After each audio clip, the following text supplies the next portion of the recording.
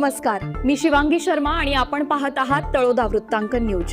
चला जाणून घेऊया आजच्या ताज्या बातम्या।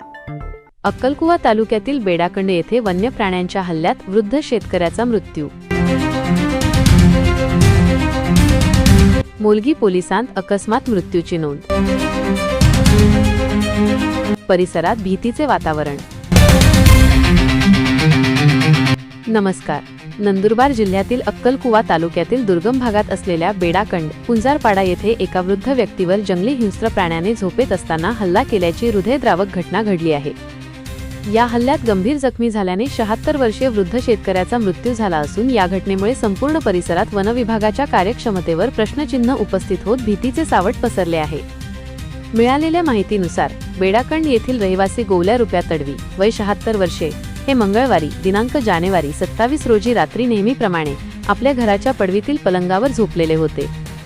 रात्री 9 ते बुधवारी पहाटे 6 वाजेच्या दरम्यान दबा धरून बसलेल्या एका अज्ञात जंगली हिंस्र प्राण्याने त्यांच्यावर अचानक हल्ला चढवला।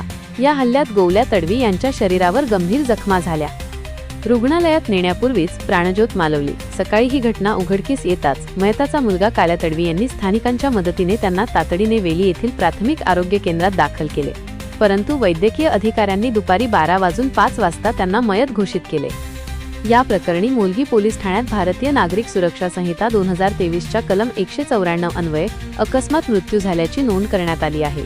पोलीस निरीक्षक दीपक जयसिंग पावरा यांच्या मार्गदर्शनाखाली पोलीस उपनिरीक्षक सुजित पाटील या घटनेचा अधिक तपास करत आहेत। आजसाठी इतकेच।